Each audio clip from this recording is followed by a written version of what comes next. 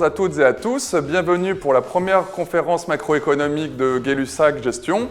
Je suis en compagnie de Hugo Voilhomme et moi-même Louis de Fels. Bon, je pense que c'est la 5e ou 6e, vous commencez à bien comprendre comment ça fonctionne. La conférence va se passer en 4 étapes. Un maximum de temps sera laissé après pour les questions et réponses.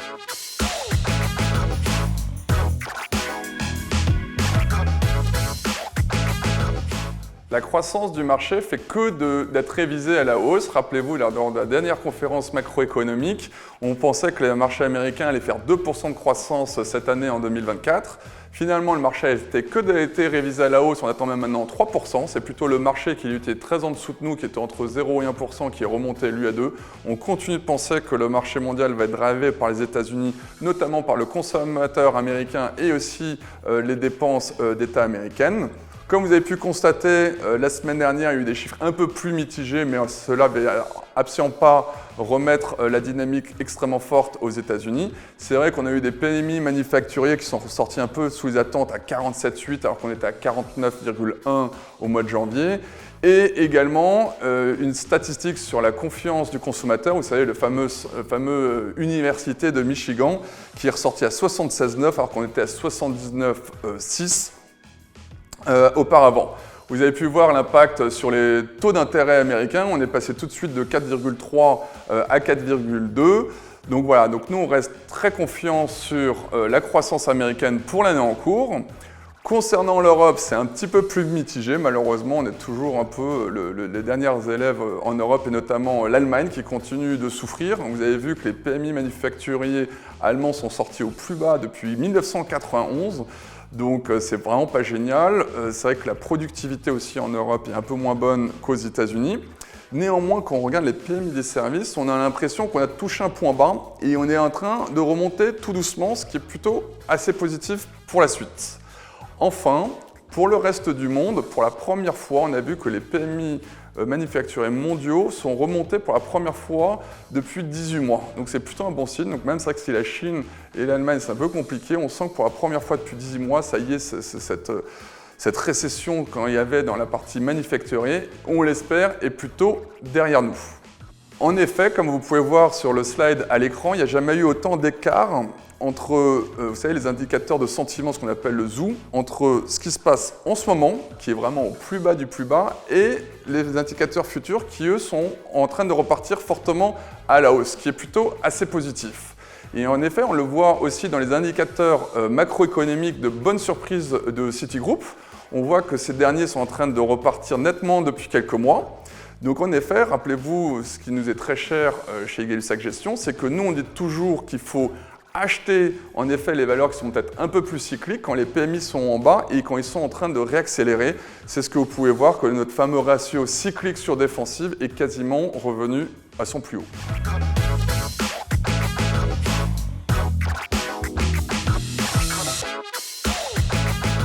Va-t-on assister en 2024 au retour de l'inflation? Rappelez-vous, pendant longtemps, tous les économistes étaient trompés, il y a eu beaucoup plus d'inflation que prévu. Et maintenant, tout le monde attendait une désinflation qui allait très vite vers les 2%. Et on voit que dans les derniers chiffres statistiques, que ce soit en Europe ou aux États-Unis, c'est que la désinflation est beaucoup plus compliquée qu'on pouvait le penser. Il y a même eu des derniers chiffres récents aux États-Unis, comme le CPI, rappelez-vous, il y a 10 jours. On a attendu, même depuis les derniers mois, un rebond, peut-être technique, il y a eu pas mal d'effets techniques sur le CPI aux États-Unis. Bonne nouvelle, vendredi dernier, on a eu le chiffre, vous savez, du PCE déflateur, c'est surtout ce que regarde la Fed. Il est ressorti quand même au plus bas depuis 2021, à plus de 2,4%, donc pile en ligne avec le consensus. On était à plus de 2,6% au mois de décembre, donc ça continue d'aller dans le bon sens.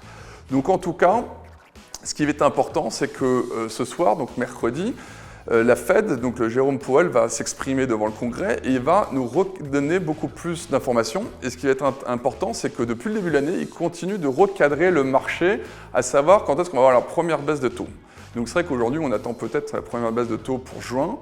Et si elle arrive, elle sera très graduelle et très lentement. Maintenant, le marché est revenu sur 3 baisses de taux, donc 3 fois 25 points. Il y aura peut-être des pauses entre les deux, mais à la limite, la question, c'est plus de savoir quand est-ce que ça va arriver. On sait que ça va arriver, mais c'est plutôt quand. Autre élément qui sera super important, ça sera en fin de semaine, ça va être les chiffres du chômage et notamment des créations salariales aux États-Unis. On voit que l'économie américaine tient encore super fort, on attend encore 200 000 créations d'emplois, un taux de chômage qui devrait rester stable autour des 3,7% et des salaires qui augmentent encore de 0,3% mois le mois, qui ferait des croissances, si on l'annualise, entre 4 et 4,5%, ce qui est peut-être encore un peu trop fort, ce qui ferait que la Fed va vraiment rester data dépendant et se précipitera surtout pas pour baisser ses taux.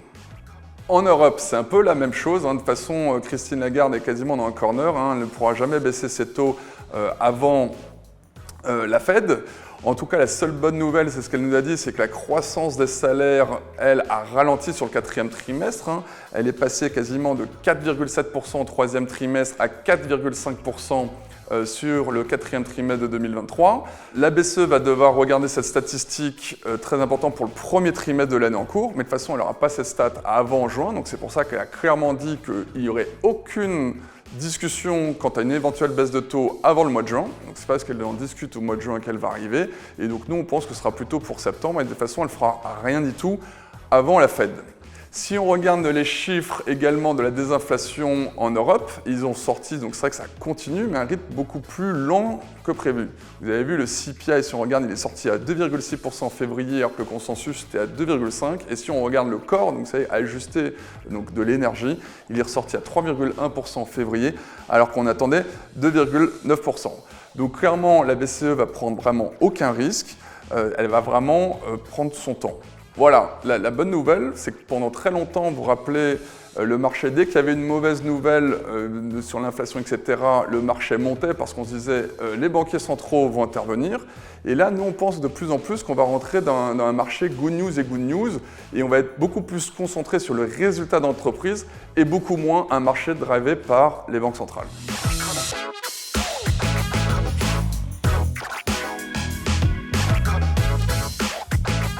Donc comme le disait Louis, on pense que le marché va passer d'un momentum bad news is good news à good news is good news. Et donc c'est dans cette optique qu'on peut se demander jusqu'où peut aller le marché action. Donc déjà, ce qu'on a pu observer en 2024 aux États-Unis, c'est que malgré une hausse des taux longs de près de 40 points de base, le S&P a quand même pu progresser avec un record, en tout cas à plus 7% en year to date. Et cela s'est donc fait malgré la hausse des taux, ce qui prouve bien qu'en tout cas, même si on a une corrélation, comme vous pouvez le voir sur le graphique, à la fois aux États-Unis et en Europe, entre les taux longs et les indices actions qui restent négatives, en tout cas, cette corrélation retend vers le zéro, ce qui démontre quoi? Ce qui démontre que les deux peuvent très bien évoluer de pair, à la fois les taux longs et les indices actions. Donc finalement, un good news is good news, mais tiré vraiment par les indicateurs économiques des sociétés. Puisque en effet, ce qu'on peut voir sur la slide qui suit, c'est une accélération des anticipations d'EPS en 2024. Et cette accélération, elle se fait également de manière séquentielle, trimestre après trimestre. On peut voir aux États-Unis finalement que sur les 4 trimestres qui arrivent, eh bien, le point bas sera uniquement celui du Q1 2024 avec une accélération qui devrait se poursuivre aussi sur l'année 2025. Bon, on prend 2025 encore avec des pincettes parce que les sell side sont toujours très optimistes en année N+1. Mais en tout cas, pour l'année N qui commence à se dessiner de plus en plus, on devrait avoir une accélération de cette dynamique de croissance aux États-Unis en tout cas, et certainement en Europe, principalement tiré, donc comme vous pouvez le voir sur les indicateurs que nous donne notre partenaire Raymond James, par les secteurs médias, IT et santé. Ensuite, on peut se demander, c'est une thématique qui revient beaucoup, de savoir si nous sommes dans une bulle boursière. En effet, c'est un nouveau sujet qui sort beaucoup, on peut le voir dans les recherches sur Google, notamment ou dans certains papiers de sell side. Donc toutefois, spoiler alert, d'après nous, non. Pourquoi? Parce qu'on a deux statistiques assez intéressantes. La première, c'est que si on regarde depuis 1950, on observe 28 années pendant lesquelles les mois de janvier et février ont été positifs sur le S&P 500. Et sur ces 28 années, 27 ont mené à une année de performance positive pour le S&P 500. Donc 27 années sur 28 dans une configuration similaire à celle de 2024. On a également une autre stat qui est quand même intéressante, c'est qu'en moyenne, un bull market aux États-Unis dure 4,5 ans et affiche une performance moyenne de près de 150%. Bon.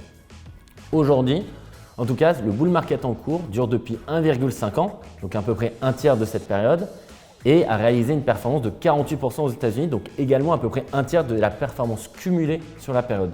Donc on peut se dire que finalement, les indicateurs de performance sur l'indice ont tendance à suivre une dynamique moyenne que l'on a été habitué à voir. En outre, on parle beaucoup des Magnificent Seven, vous savez, ces 7 plus grosses sociétés de la tech US, de se demander s'il n'y a pas une bulle, parce que c'est quand même les principaux performeurs du S&P 500, c'est-à-dire que si on les retire, le S&P 1493 serait même en baisse.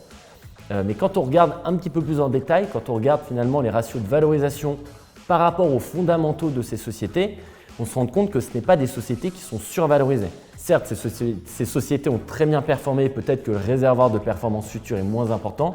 Néanmoins, elles en ont encore sous le coude, elles peuvent très bien continuer à performer et attirer des indices.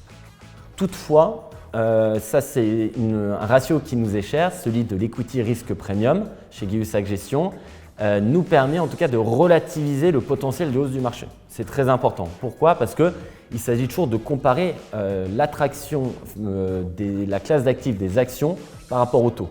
Alors, sur les deux graphiques qu'on vous montre, c'est 8 méthodes différentes qui ont été utilisées par les cahiers verts de l'économie pour calculer cette ERP. Mais ce dont on se rend compte, c'est que la prime de risque aux États-Unis devient de moins en moins attractive. C'est-à-dire à un niveau de près de 2,2% par rapport à une moyenne historique à 3, on est clairement en deçà de la moyenne historique et donc d'un niveau attractif pour s'exposer aux actions de manière générale. En Europe, au contraire, on n'est pas sur la même situation. Pourquoi? Parce qu'on a un ERP à près de 7%, quand on a une moyenne à 5,3% depuis 1998. Donc finalement, en Europe, c'est beaucoup plus attractif d'investir, de s'exposer aux actions qu'aux États-Unis, même si encore une fois, c'est toujours important de faire la dichotomie et de regarder ce qu'il y a au sein du S&P 500. Et quand on enlève les Magnificent Seven, la prime de risque deviendrait beaucoup plus attractive.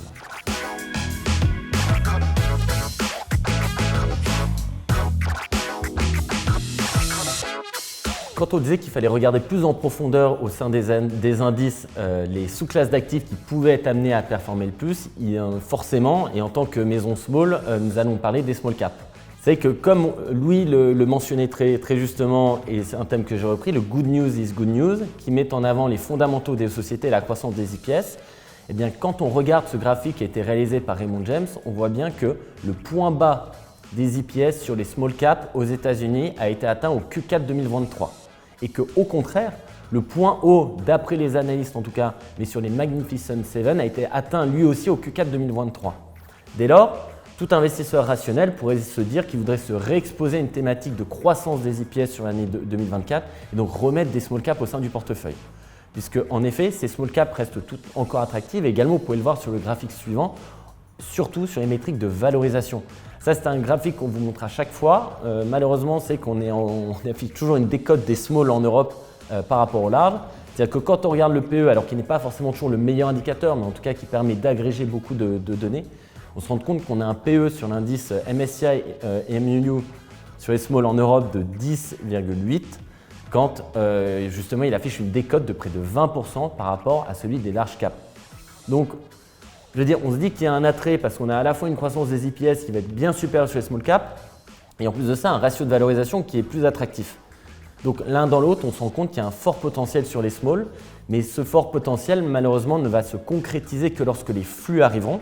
Et c'est le graphique que vous pouvez voir également sur la slide suivante, où on se rend bien compte que certes, on a un début de retour des flux, parce qu'il ne faut pas oublier que quand même 2022-2023, ça a été des années à flux net négatifs sur les small caps.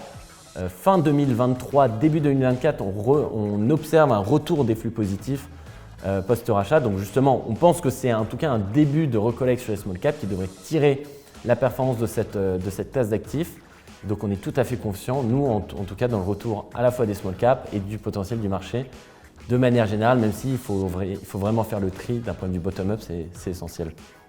Bon, merci Hugo, je pense que vous avez compris, une fois de plus, on est relativement confiant quant à la bonne tenue du marché macroéconomique et aussi donc du marché action. C'est vrai qu'aujourd'hui, on n'est pas du tout en valorisation de bulle parce que ces méga caps qui tirent les indices aussi ont des croissances de bénéfices par action au rendez-vous.